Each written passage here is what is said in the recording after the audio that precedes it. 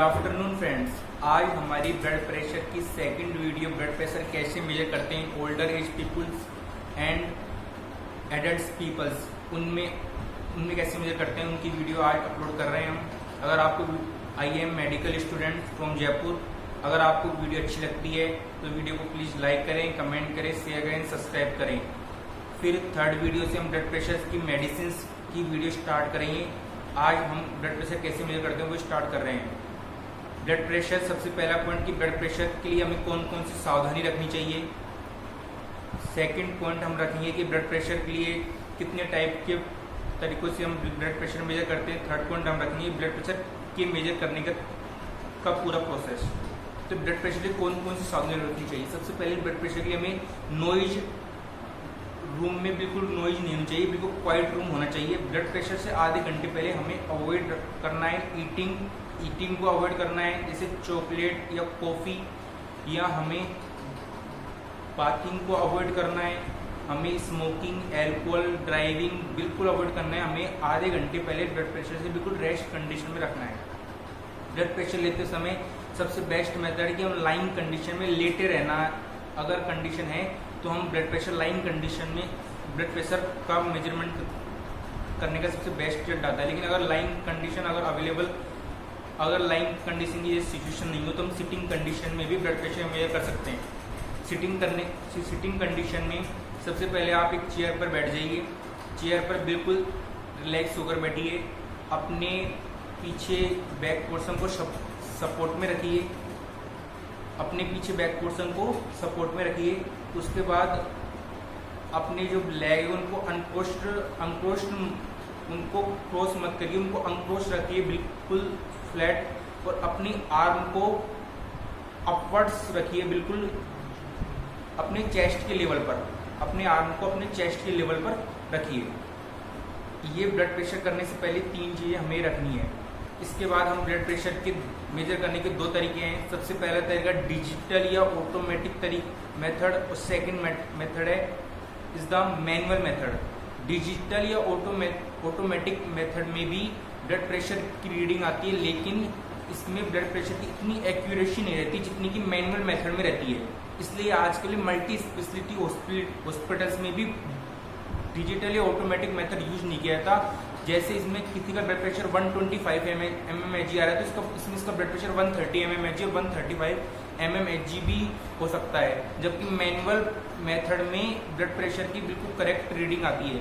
इसलिए हम आजकल मैनुअल मेथड यूज करते हैं। लेकिन मैं इस वीडियो में आपको डिजिटल या ऑटोमेटिक मेथड और मैनुअल मेथड दोनों बताऊंगा। तो इन डिजिटल या ऑटोमेटिक मेथड में सबसे पहले आपको क्या करना है, वो तीन कंडीशन मैंने आपको बताई थी, वो तीन कंडीशन स्टार्टिंग में वो आपको रखनी है। नॉइज, क्वाइट रूम अवॉइड करना है, खाने पीने की चीज़ों को, स्मोकिंग तो बिल्कुल भी नहीं करनी है। थर्ड पॉइंट मैंने आपको बताया था कि आप चेयर पर लाइंग कंडीशन से बेस्ट कंडीशन, अगर आप चेयर पर बैठे तो बिल्कुल रिलैक्स होकर चेयर पर बैठ जाइए और अपने आर्म को अपवर्ड्स रखिए अपने चेस्ट के लेवल पर। अब हम डिजिटल या ऑटोमेटिक कंडीशन का मेथड का प्रोसेस स्टार्ट कर रहे हैं। इन डिजिटल कंडीशन में सबसे पहले बिल्कुल सिंपल है, डिजिटल बॉक्स होता है, उसमें स्टार्ट का ऑप्शन होता है और स्टॉप का ऑप्शन होता है। सबसे पहले हमको रबर ट्यूब को टाई करना है। तो सबसे पहले ट्यूब को बिल्कुल अपने ये हैंड है तो इसको बिल्कुल स्ट्रेट रखिए, स्ट्रेट अपवर्ड्स। तो ट्यूब को बिल्कुल स्ट्रेट, मतलब उसको जो रबर बैंड के जो कफ को हमको इस तरह बांधना है कि उससे निकलने वाली ट्यूब बिल्कुल स्ट्रेट हो। और इसके दो साइड है, एक तो प्लेन साइड और एक एडेंसिंग इसमें मटेरियल है। तो जो मटेरियल वाली ब्लैक साइड है उसको ऊपर रखना है, और जो प्लेन साइड है जिसमें कुछ मटेरियल नहीं है उसको नीचे रखना है। और उसके साथ जो निकलने वाली ट्यूब इनको बिल्कुल सामने रखना है। अब इसमें इतना हमको हाथ, अपने हैंड और कप के बीच इतना गैप रखना है कि 2 अंगुलियां कप के जस्ट नीचे फिट हो सके। अगर इस कप और हैंड के बीच अगर एक भी अंगुली फिट नहीं है, मतलब कप बहुत टाइट बन गया है। अगर इस कप और अंगुली के बीच अगर 3 से ज़्यादा अंगुलियां अगर इसमें आ जाइए, मतलब कप बहुत लूज बन गया है। हमको इतना रखना है कि इसमें 2 अंगुलियां आराम से फिट हो सके। इतना हमें टाइट और लूज का देखना है। ये नहीं कि हमें बिल्कुल टाइट रखना है, ये नहीं कि हमें बिल्कुल लूज रखना है। इसमें 2 अंगुलियां आराम से फिट हो सके, इतना हमको कप को हमको टाई करना है। इसके बाद हम जो डिजिटली ऑटोमेटिक मेथड में सबसे पहले स्टार्ट का ऑप्शन होता है, वो हम स्टार्ट का ऑप्शन पे क्लिक करेंगे, स्टार्ट का ऑप्शन को दबाएंगे, फिर कफ को इन्फ्लेट करेंगे। जब कफ इन्फ्लेट करेंगे तो हमको बिल्कुल भी नहीं हिलना है, नहीं किसी से बातचीत करनी है, बिल्कुल फीलिंग उस पल्स को फील करो, उसको ध्यान से सुनो। फिर हम कफ को डिफ्लेट कर देंगे तो हमारे पास अपने आप रीडिंग आ जाएगी सिस्टोलिक डायस्टोलिक पल्स रेट। अगर सिस्टोलिक और डायस्टोलिक हमको ब्लड प्रेशर 1-2 मिनट बाद दोबारा सेकंड बार भी यही ब्लड प्रेशर चेक करना है, हमको कम से कम 2 बार तो ब्लड प्रेशर कम मेजरमेंट करना है। अब अगर सिस्टोलिक ब्लड प्रेशर 120 के अराउंड और डायस्टोलिक अगर 80 के अराउंड आता है तो इनमें से कोई भी आता है तो मतलब कंडीशन इज द सही है। अगर 120 से थोड़ा ऊपर आता है और 80 थोड़ा ऊपर आता है मतलब पेशेंट को ज़्यादा कंडीशन खराब नहीं है। Patient diet control, heavy diet control और हैवी फैटी डाइट को रोककर और फिजिकल एक्टिविटी करके, मेडिटेशन करके, जो मैंने आपको कल बताया था 35 मिनट वॉकिंग,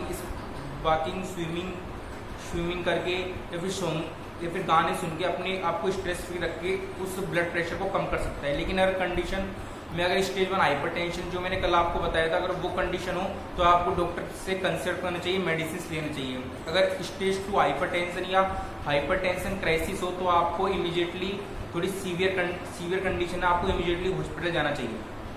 फिर आपने जो सिस्टोलिक डायस्टोलिक और जो पल्स रेट मेजर किया है उसको आपको ब्लड प्रेशर डायरी में नोट करना है। ये तो हो गया डिजिटली ऑटोमेटिक मेथड, ये बिल्कुल सिंपल मेथड है जो आजकल यूज नहीं होता। अब हम मैनुअल मेथड की बात कर रहे हैं, इसका तो थोड़ा प्रोसेस लंबा है लेकिन ये आजकल जनरली यूज होता है। मैनुअल मेथड में भी हमको वही 3 चीज ध्यान रखनी है जो मैंने आपको बताया था। नॉइज नहीं होना चाहिए, अवॉइड करना है हमें खाने पीने की चीज़ों को। तो थर्ड चीज हमें चेयर पर आराम से बैठना है कि दोनों लेग्स को आपस में नहीं मिलाना है, अनक्रोस्ड रखना है और आर्म को बिल्कुल सामने अपवर्ड्स रखना है। ये तो सावधानियां इस मैनुअल मेथड में भी रखनी है। हम मैनुअल मेथड को करने के 3 तरीके हैं, ऑसिलेटरी मेथड, पाल्पेटरी मेथड और ऑस्कल्टरी मेथड। ऑसिलेटरी मेथड आजकल यूज नहीं होता, पाल्पेटरी मेथड यूज किया जाता है इन हॉस्पिटल्स में और ऑस्कल्टरी मेथड जनरली यूज होता है। तो आज हम इस वीडियो में ऑस्कल्टरी मेथड से ब्लड प्रेशर का कैसे मेजर करते हैं ये हम बताएंगे। ये सबसे इम्पोर्टेंट मेथड है। इस मेथड में 2 चीजें होती हैं। सबसे पहले एक तो हमें स्टेथोस्कोप रखना है अपने साथ और दूसरा ब्लड प्रेशर मशीन रखनी है। जो ब्लड प्रेशर मशीन है उसको मर्क्यूरी स्टैंडर्ड स्पिग्नोमेनोमीटर कहते हैं या मर्क्यूरी ग्रेविटी इंस्ट्रूमेंट कहते हैं, उसको रखनी है। और हमें अपने साथ स्टेथोस्कोप रखना है। वही हमें इसके लिए 3 सावधानियां तो मैंने आपको बताया, लेकिन उन 3 सावधानी बाद हमको इसमें जो कौन सी बात ध्यान रखनी है। सबसे पहले स्टेथोस्कोप में हमको ईयर पीसेज का ध्यान रखना है कि ईयर पीसेज आपस में सही तो लग रहे हैं कान में लगाने के लिए। तो हमें ईयर पीसेज में एक तो 2 होते हैं, एक तो आगे वाला भाग दफा हुआ भाग और पीछे वाला भाग उभरा हुआ भाग। हमेशा आगे वाला भाग दफा हुआ होना चाहिए, पीछे वाला भाग उभरा हुआ होना चाहिए।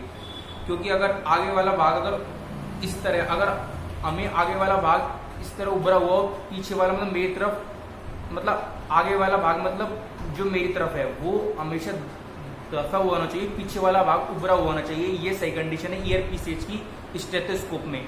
लेकिन अगर हम आगे वाला भाग जो मेरी तरफ उसको उभरा हुआ रखेंगे तो हम जब इन ईयर पीसेज को हम ईयर में लगाएंगे तो हमारी ऑडिटरी कैनाल पे स्टक होएगा।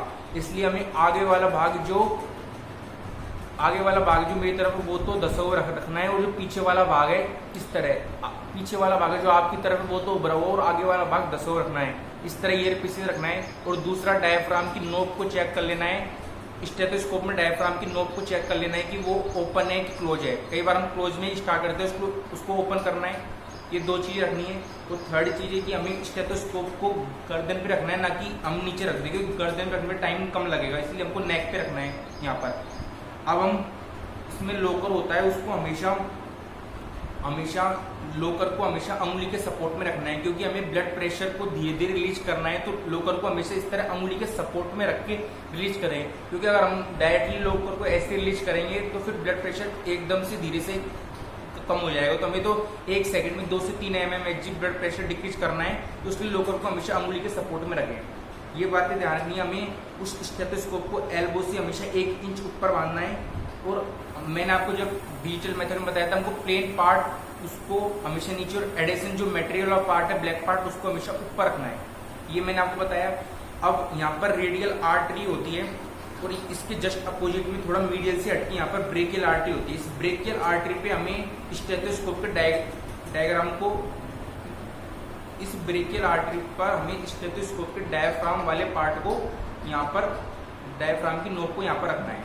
अब हम मेथड स्टार्ट करने हैं। मैंने बताया था लाइन कंडीशन बेस्ट है, अगर वो भी अवेलेबल, अगर लाइन कंडीशन जैसी सिचुएशन नहीं हो तो हम सिटिंग कंडीशन में ब्लड प्रेशर मेजर कर सकते हैं।